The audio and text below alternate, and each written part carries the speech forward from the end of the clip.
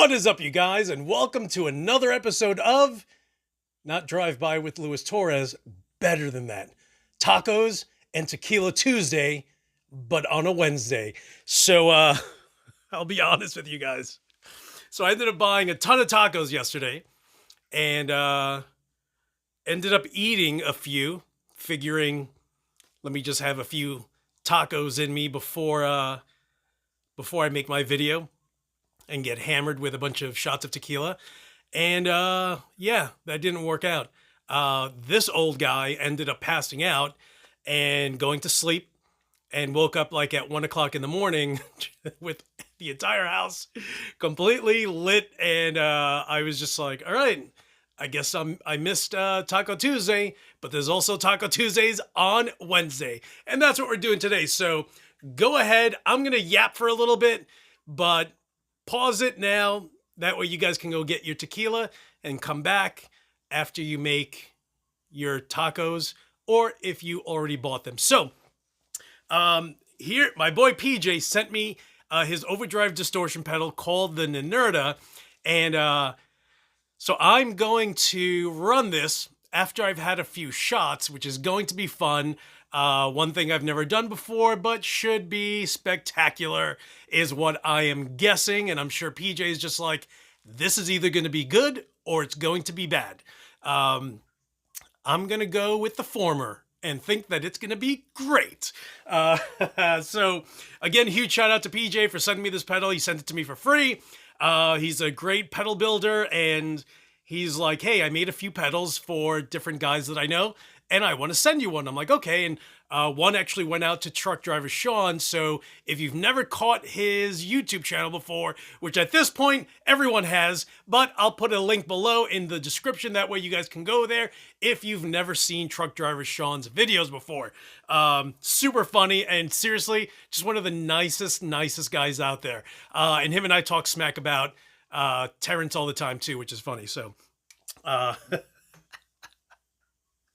so let me go ahead and start off with a good shot of tequila. And unfortunately, again, same scenario. I did not want to open my other bottle of tequila. So I'm going with Patron Añejo, and bottoms up, my friends. Someone poked fun of me and said that I'm the biggest puss for chasing it back with a beer. They were just like, come on, bro, are you serious right now? That's what I usually do. I usually chase it down, usually with a Corona. But, you know, I may be a little tough, but my throat is just like, yo, we're burning right now. We're burning. Get me some milk. Get him some milk. He needs some milk. You guys, that is seriously the funniest video. Funny but sad, but funny. Got my tea. Got my tea. Okay, so I have the pedal there, but huge shout out to my boy Todzilla, who is the guitarist of Blood Slaughter down in Georgia. So he had this t-shirt on, and I was just like, bro, are you serious right now? That shirt is hilarious. Where'd you get it? He's like, I actually make them. So, you know, what I really wanted to do is just buy it. I was like, hey, you know, if you have one, I'll buy it. He's just like, nah, I'll just send you one. What's your address? And he sent me this t-shirt. So again, huge shout out to my boy Todzilla Dozeski. And if you guys... So this, you know, and of course, you know me and my reality TV shows, marked in danger from Carol fucking Baskin today. So, dude, when I saw him wearing this, I was like, dude, are you serious right now? But he owns a company and they make t-shirts, and this was something that they made. So Todd, thank you so much. As a matter of fact, watch this. What's up, son? Magic. So I'm super excited about wearing this shirt. I know people are going to be like, bro, where did you get that? And I'm like, Dude, it's just my boy down south, and they just keep it for their boys. So again, Todd, thank you so much for the t-shirt. This is awesome. I couldn't wait for it to arrive, and when it did, I was like, I'm gonna do an unbagging video. So, all right, what can I talk about this week? If you are following the whole solar thing issue / maybe they're fixing it, maybe not. I feel bad for solar, you know what I mean? Because no one ever wants to be in that situation. And people are kind of ripping on Ola, but Ola is just like a small part of the company. I was reading that they generate about $8 million a year. And if Ola is strictly just a 5% shareholder, then he's walking away with $400,000 a year. Even if he were just 2.5% of the overall gross number, which I would probably imagine is the number that he wants to go by, not net. Ugh, 2.5 of net, 2.5 of gross, you'll be able to figure out how to write things off. But either case, on the low end, he's making $200,000 a year. On the higher end, he's making $400,000 a year. Either way, he's not broke, is what I'm getting at. He's not wealthy, but he is not broke. So should they be doing a little more than they currently are? Yeah, the one thing, a few guys recently over the last week or so, they were just saying that the communication that they've had with Xavier in Spain has been good. He's offered a few options between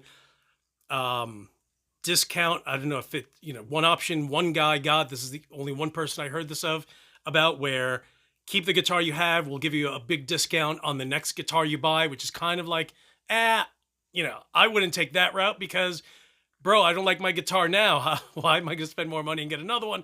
I don't know what the discount is, but apparently that's one option. But again, just one guy's gotten that. $100 refund. You can mail it back to them and they will repair the issue. Or you can find a local luthier who will go ahead and fix the problem that you have. The problem is that what luthier is going to fix your guitar case? So I'll put a link. Actually, I'll put the photo right here where someone about a year after getting his solar, apparently his guitar case has a few bubbles, just one or two. And ironically enough, someone else told me yesterday that that's exactly what happened to their guitar case too, but that they shipped it to Spain and they received a brand new solar guitar case. So, in just being silly, like what is it at that point? I think it's a glue issue when the Tolex is bubbling up. So I was just thinking that in Indonesia, they ran out of glue. And someone said, yo, what's up, kid? Yo, you ran out of glue? Yo, we don't have more glue. Put some extra water in that thing. Let's see, that should help. So, of course, here's this guy with a little water. Bro, yo, I got some more. I have more glue now. Thanks for hooking your man up. And then just went over applying it. And a year later, the owner of said guitar case, it is now bubbling up and looks completely crazy. But I'm sure they'll take care of him. You know what I mean? Like, that's the least of your worries, dude. But he paid $200 for it. So it's not a cheap case. You can buy most cases for about, you can buy an ESP case for about 150, not even 150, 120, but, it is what it is at that point. So yeah, so it's funny seeing that the guitar cases are having little issues. So hopefully that was a one-off, or actually a two-off, right? Because someone else said that they had the same issue. What did you just say? It's time for tacos? It is time for tacos. So in today's taco news, I ended up getting a soft taco because last week's hard taco was a little too messy, as always, right?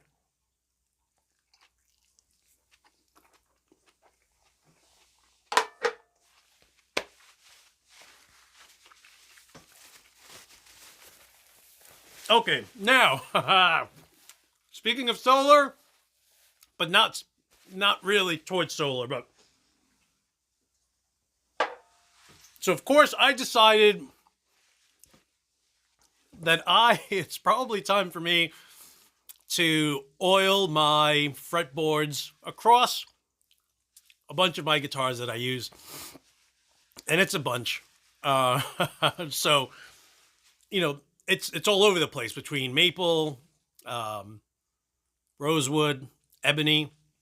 So I ended up getting the Dunlop 65, and immediately people were like, do not use that on ebony.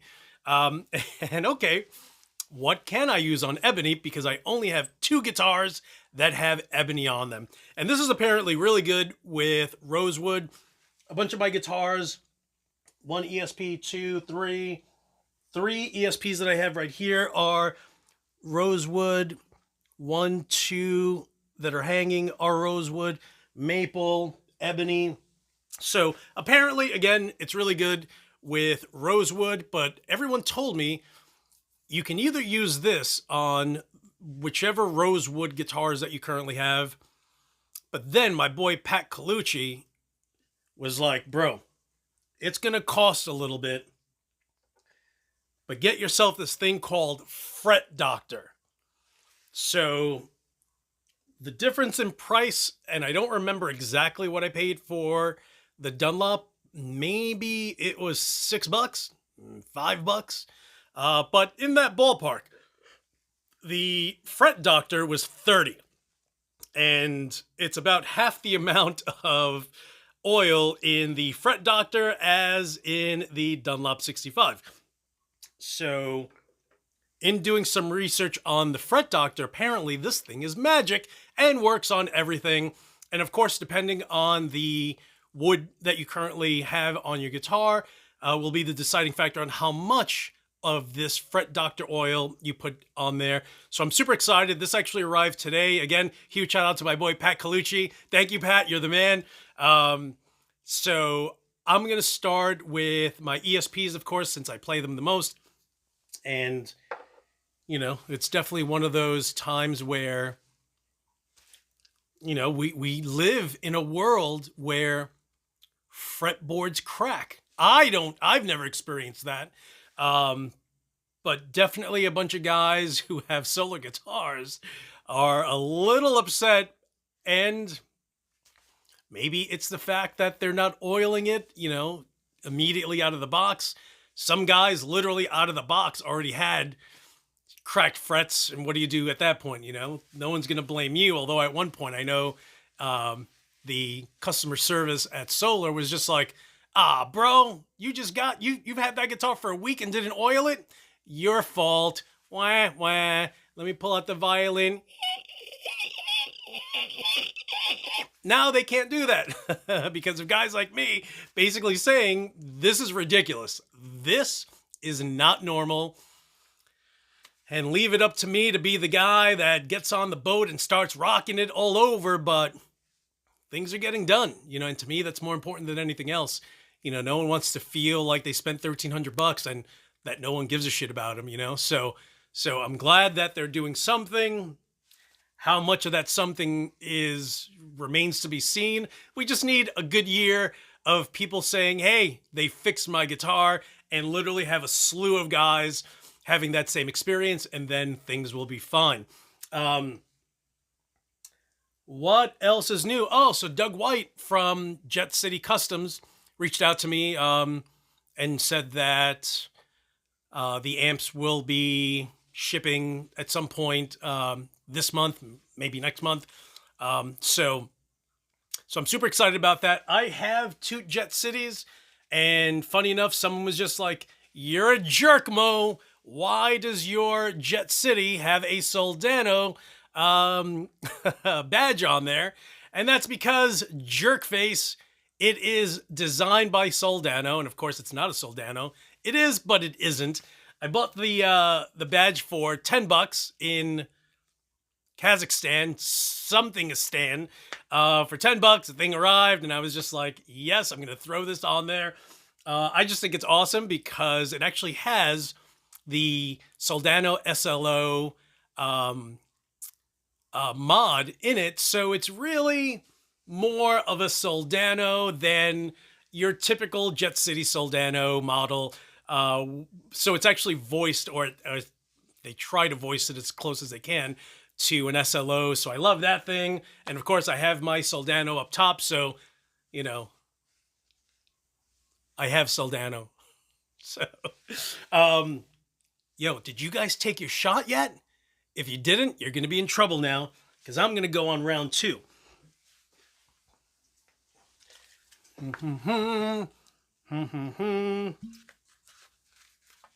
Huge shout out to my boy D. Roman out in South Carolina. He's still in the hospital, trying to get better. Yeah, if you guys ever end up with anything, just hit me up, dude. Let me know. You know, I'm a nice guy, dude. I'm always concerned about you, you know, your family. You know what I mean? Like, you know, when I get someone leaving a stupid message or a dumb comment, I'm just like, you're never going to be family, son. Like, yo, either be cool with me. You know, I'm not a jerk. I can be, though, like anyone, right? But if you're a subscriber, like, bro, you're family. Like, so many guys reach out to me, and I love it because everyone's like me. You know what I mean? Like, I feel like dude, and who was I saying to this yesterday? Oh, my boy Mike, Big Mike. I was just like, so I was playing the middleman between two of my boys, my boy Paul in Staten Island and my boy Mike and in Tennessee. And, you know, it was for a Pepper's Dirty Tree. So Big Mike was selling his. Paul wanted to buy one. I told him, hey, my buddy Mike is selling it. And, you know, I'm talking to the two of them, and bro, like they're boys. You know what I mean? Like I love the two of them. They remind me of me. I talk to them all the time. So I was telling Mike. So actually, he was telling me that once the transaction went through, that he was then talking to Paul, and he's like, dude, he's such a nice guy. And I was just like, bro, if you are family, the one thing that you guys all have in common is that, bro, if I threw a big party, you guys would all get along. You guys would all be, you know, busting each other's chops, laughing, yo, at the end of the night, big freaking slams and hugs. You know what I mean? Like, I feel like that's me. That's Brooklyn. You know what I mean? Like, that to me, that's New York City. And some guys are either like that, or you get a bunch of haters who are like, meh, meh, like Terrence, where they're just like, yo, I don't like you. I don't like the way you are. And I'm just like, bro, because I'm real. And if I met you, I could tell you if I'm going to like you in the first 30 seconds. Like, that's how things, yo, and I worked on Wall Street. You know how many dudes I fucking hated on Wall Street? Because everyone was fake, faker than fake. But sometimes you got to play the role. And I get that. But, you know, I'm definitely, you know, I was definitely one of those guys that was like, note to self, don't trust that guy ever. So I get the fakeness. So for the most part, dude, you know who doesn't like me? The guys who are like, you're going to be able to tell that I'm the biggest fake on the planet. And yeah, bro, absolutely. 100%. If you're fake, I'm not going to tell you you're fake, but I'm going to know it. And all of my boys who are in the family and my girls like Ice, you guys are exactly the same way. And that's why I love you guys. And when you guys send me messages, I'm always just like, hell yeah. And I may be talking a little bit because I've had one shot. Now it's two. That is why I always chase it back. Tequila, no, not tequila, taco. Hold on.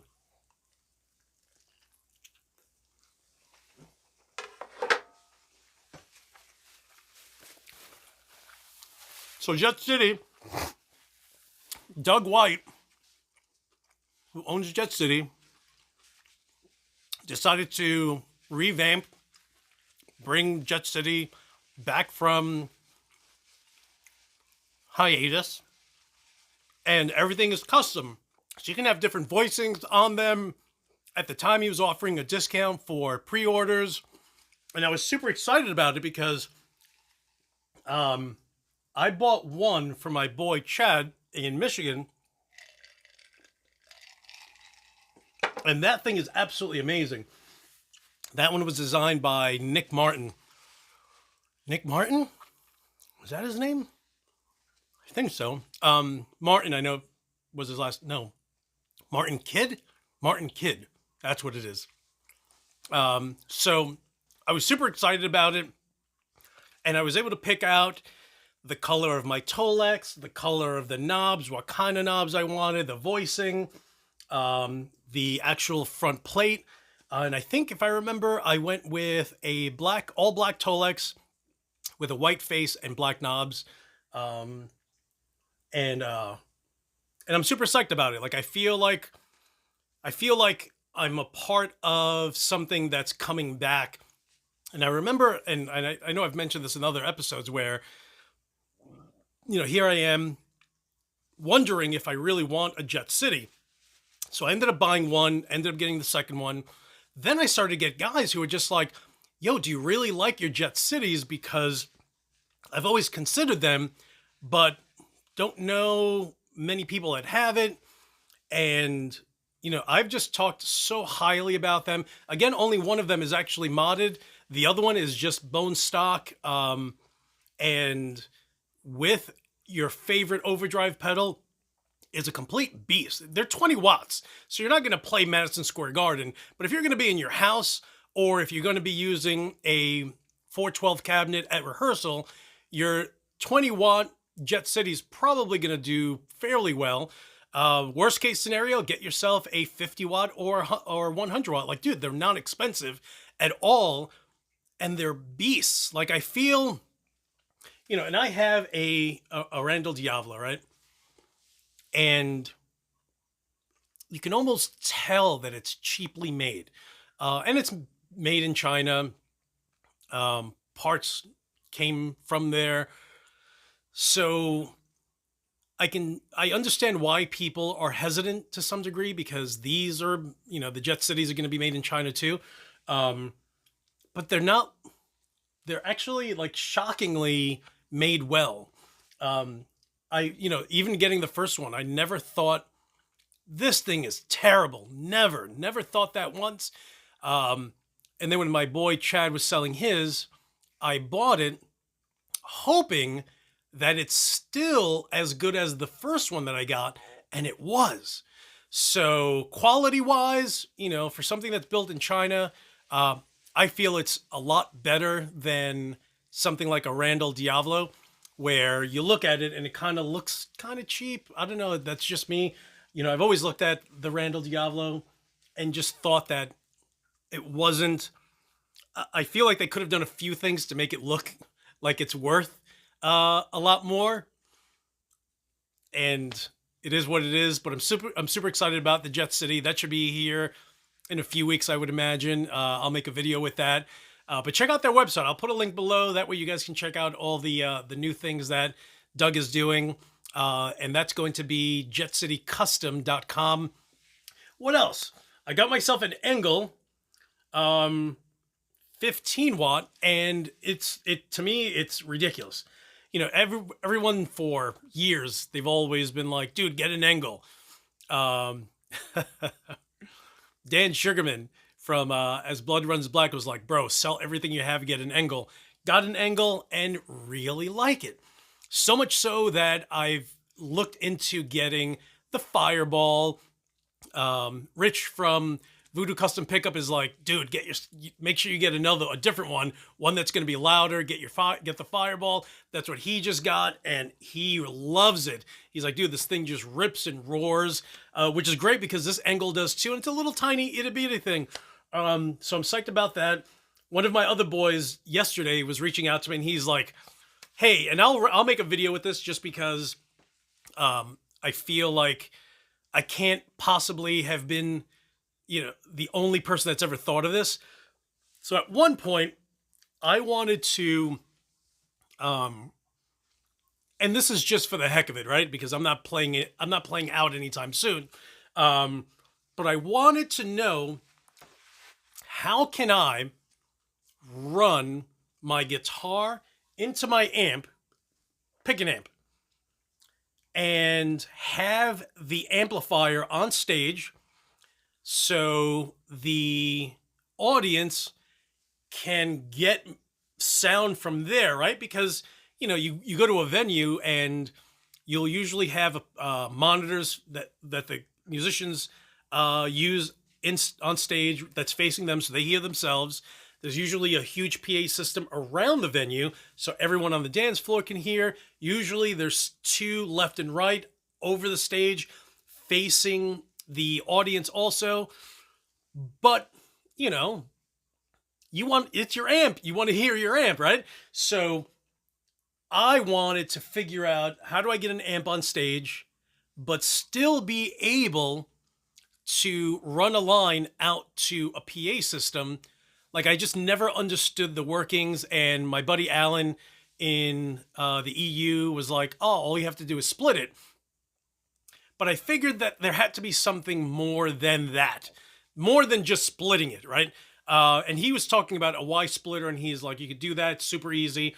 And yes, that was one way to do it, but I feel like I figured out something else, and I'll just go over it really quick, which is, you know, and if you've thought about this, then great. If not, just hit pause, take another shot of tequila, and take a bite of your taco. So the way I do it, and I have done it here just for the heck of it, is I use my 2-notes captor. So the 2-notes captor goes, all right, so you plug into your amp like you normally do. With the 2-notes captor, of course, you have to plug your speaker into the 2-notes captor and run it back out to your amp. So you already have a method to run your tone out to the front of house. So on the front of the captor, you have a 1/4-inch out. Don't use the the XLR out, because what you then need is a 2-notes cab M, which is an IR loader. It is a cab simulator. So you have your guitar running into your pedals, running into the front of your amp. That's going into your 2-notes. You run out of the 2-notes using the 1/4-inch into the right side of the cab M. Then you have an XLR out here, and you run that to, and they usually, you know, most venues will have one spot closer to the back, so there aren't a bunch of cables all over the place where you're going to trip and fall off stage. So you run that out into that XLR in, and you pick and choose which cabinet you want to use. Whammo, done, because now that runs into the house's speaker system. But if you're home, and if your name is Louis Torres, and you literally have 2 Headrush FR112 speaker cabinets, then I actually run this out to my mixing board, and from the mixing board, that runs out to my 2 XLR Headrush speakers, and that's how I'm able to basically do exactly what you would normally do at a venue. And that's just good to know, just for the heck of it, you know what I mean? Like, I feel like guys either do one of two things. They either play on stage with their equipment, and then there's a stupid microphone. Sometimes it works okay, sometimes it doesn't. But in that case, you don't really have much control over what everyone else hears, because it's you know, the issue that you run into is you have to hope that the microphone that they use is something that you like.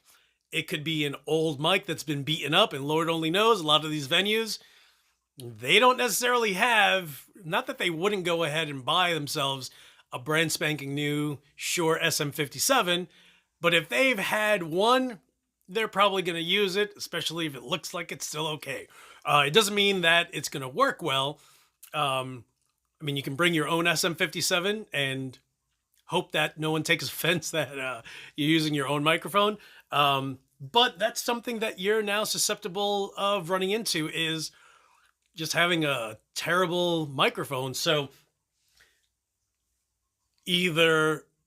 either have just your amp out front and then use that method and run it to the front of house. That way you don't have to worry about a microphone. And that's probably the best of both worlds, where you now have your favorite tone coming from the monitors facing you. You have your normal tone, you know, like if I have a Mesa 412 with V30s, I also have a Mesa 412 with V30s on this guy with a SM57 mic off the center cone.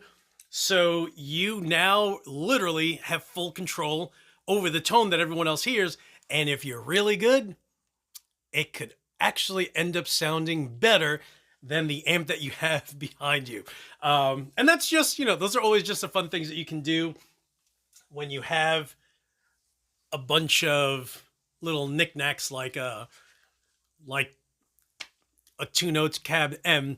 But again, the most important part is, this is the one thing, because I actually have a more radar. So I'll use this typically if I'm just going to run this out to one of my head rush, because it's just 1/4 inch, you know, so 1/4 inch in, 1/4 inch out. The head rushes are, you know, it has that one plug where it's XLR or 1/4 inch right dead center. In that case, it sounds great. I can literally run my amp into my 2-notes out of the front directly into this, and then I'm good. This is only going to cost you about 150 on the high side.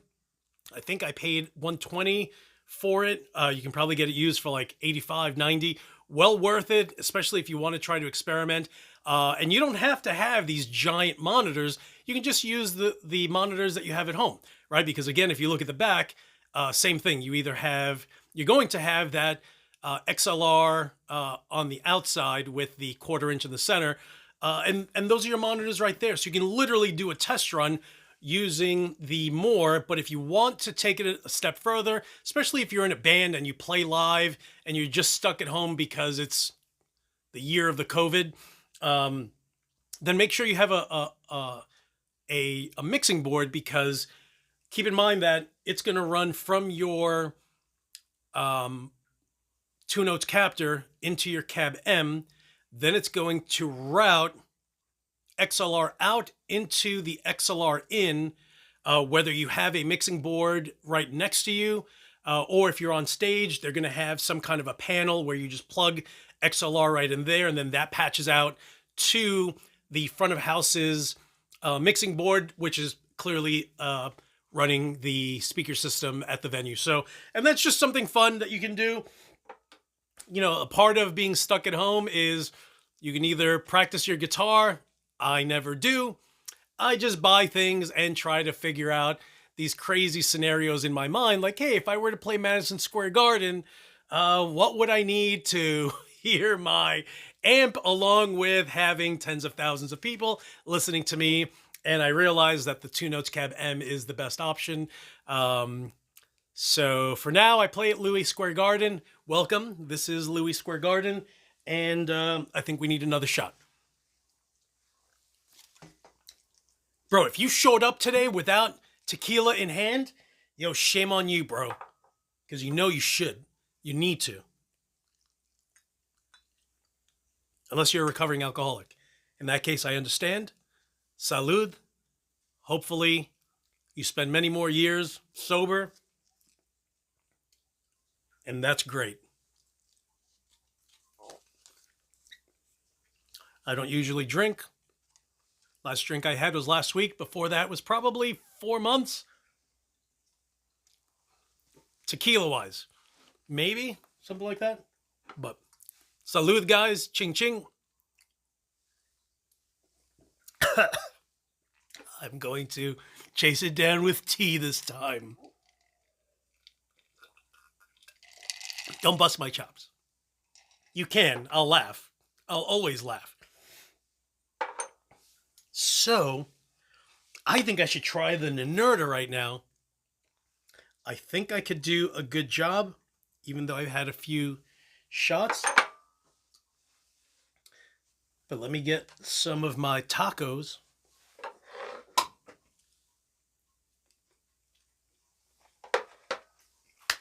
Let's go. Okay.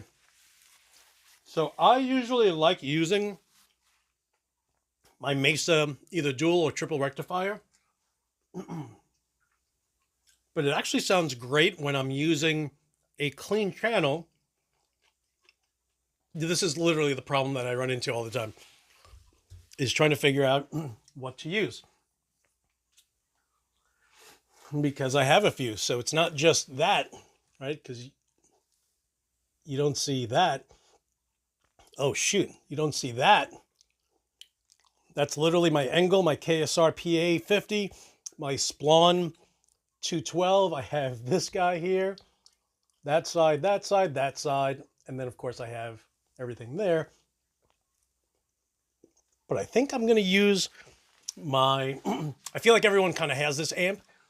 So I'll use my EVH 5153 Stealth.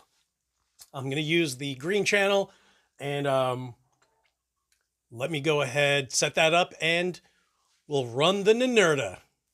Okay, so I will be using my 1987 ESP M1 Custom with the Voodoo Custom Pickup Hellraiser A8, which was a limited run, and I'm glad I jumped right on it because it is absolutely incredible. See-through bobbins, and the thing is like 18 DCR. It's crazy. Neck through body. So let's have a listen. I'm going to switch the mics over, and, you know, I'll just mess around with the knobs that it has, and you get to hear the flavors, and I'll put a link below as usual so you guys can check out PJ's website. And if you like what you hear, you know, it's one of those things where if you like having a clean channel and being able to utilize it as a distortion, then you basically have 4 channels, right? You have the green with a distortion pedal. So that's kind of your second channel. Then you have the blue channel along with the red channel. So the more, the merrier. And what did you say? Another shot of tequila? I thought so, kid. What? Salud. It is, it's Wednesday, it's hump day, and sometimes we need sometimes we need to relax. Wednesdays are good, but Tuesdays are tequilas, so tequila and tacos. I don't know, maybe I'll do tequila and taco Tuesdays, but if I miss it, then it'll be taco and tequila Tuesdays on Wednesdays. Because why not? All right. If I don't sound that great, it's only because I've had a few shots of tequila. Bear with me.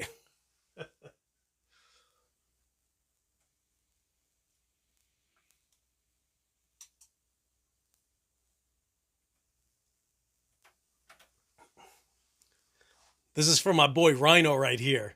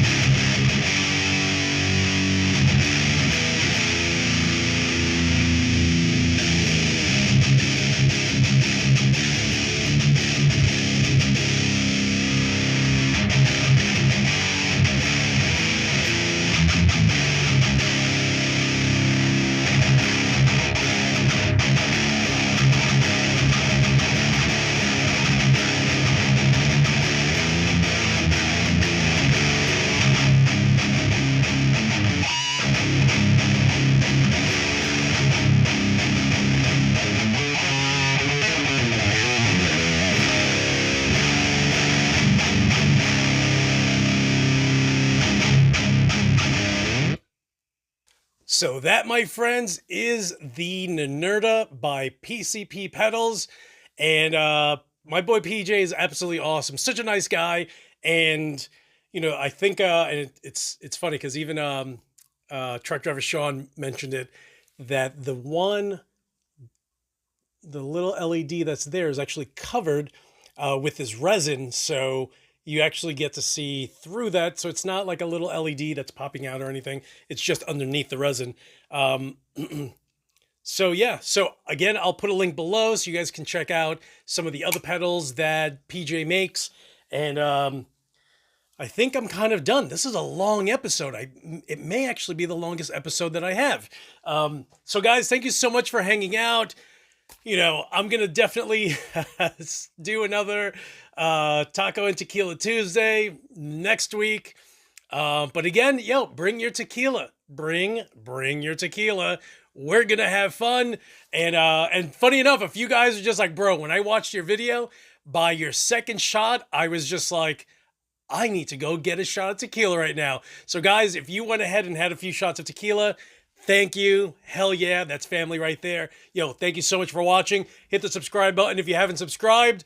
And as usual, I don't know what I was going to say because I'm a little intoxicated.